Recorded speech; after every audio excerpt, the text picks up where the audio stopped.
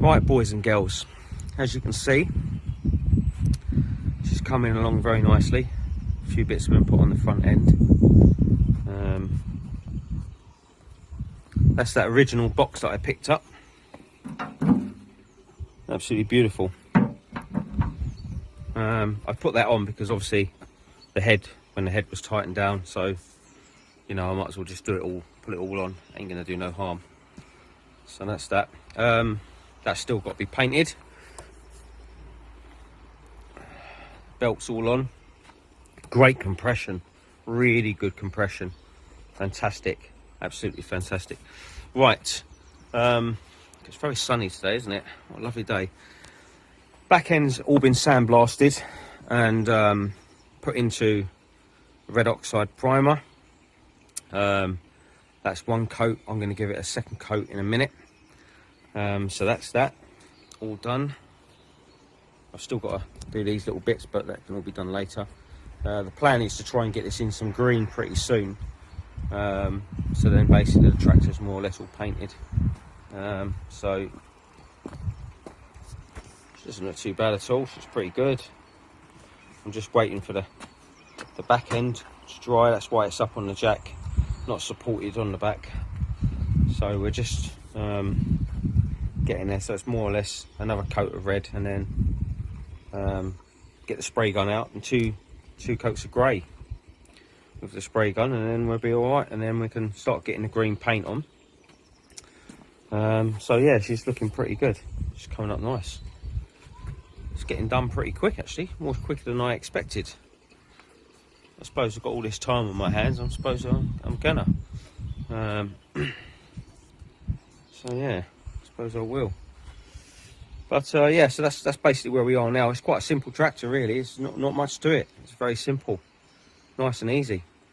Not much panel work, and you know, there's not much involved in these old tractors. So yeah, a few bits like the dipstick and that I've got to grind down and clean up. So yeah, we'll get these little bits done. I've got some new plugs on order. They're just basically, don't worry about it, just fill up the holes, stop any crap from going in there. So yeah, that's what we've got to do. And I've got to put the side panels on. That's got to go on. The exhaust manifolds, I've got to clean them bits up. There's bits of paint on them and that, just give them a little clean up. Yeah, it's more or less about it, really. And then fit all the new grease nipplers. But yeah, no, she's looking pretty smart. I quite like it. Colour looks really nice. It's really pops, the colour does. What a beautiful colour. Really shiny, beautiful. So yeah, we're getting there. Looking good.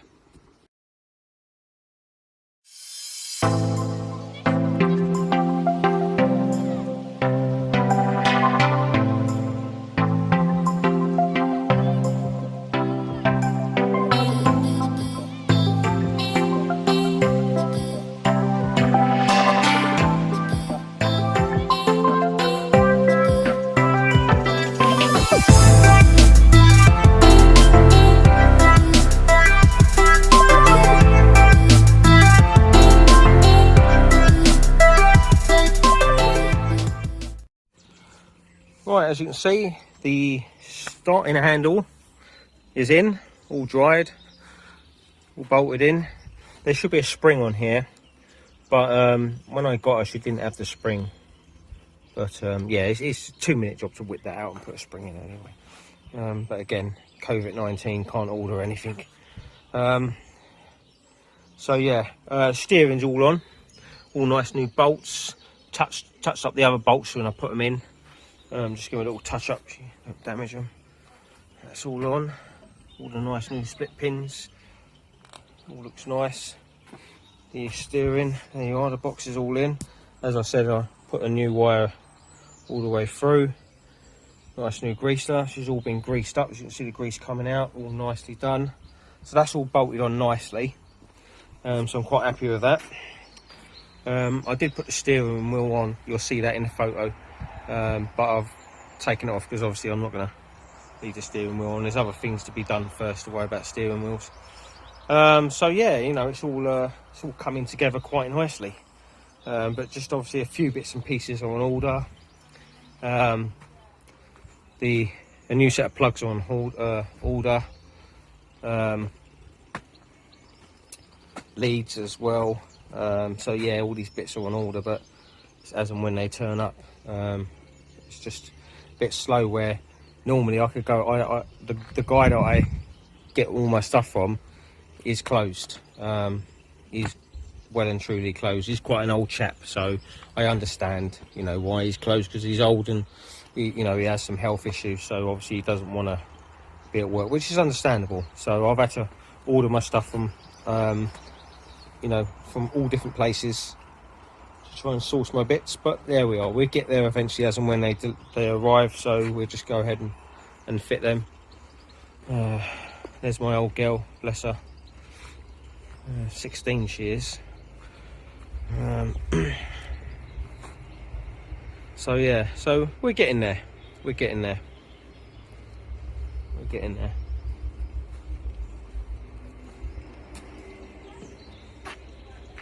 So yeah, just takes a bit of time.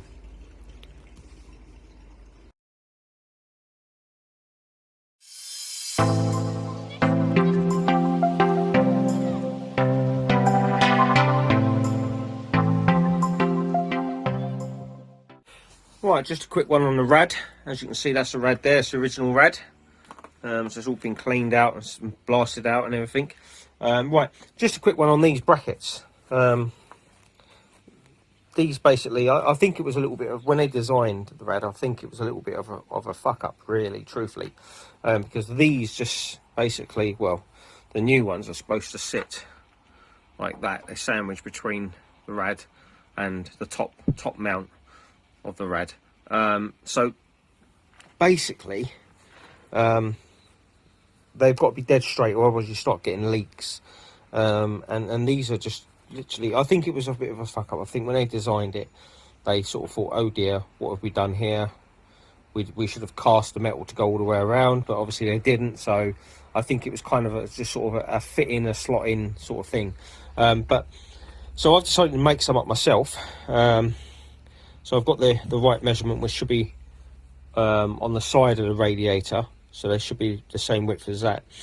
So I've basically made these up. I've made them up in a cardboard template, and then obviously cut them out and drilled them all out and done it that way. They should fit really well. So what I've done is, because the cardboard template weren't very good after a while, so I've made up a new template, which is at the right thickness. And I'm then going to basically cut this out, and then I'm going to put this onto more steel plating, and then I'm going to start putting some of these for sale, because these are quite handy to have. You know, anyone who's doing any restoration on Fordson End standards, or you know, so you know, I've got them. So that's the plan. So I'm going to make some of these up, sell them. First, I'm going to fit them on mine to make sure they all work and it's all dead the right measurements, and then up on the eBay there'll be, along with a few other bits and pieces that I make and I sell. So yeah, there we are. It's all good.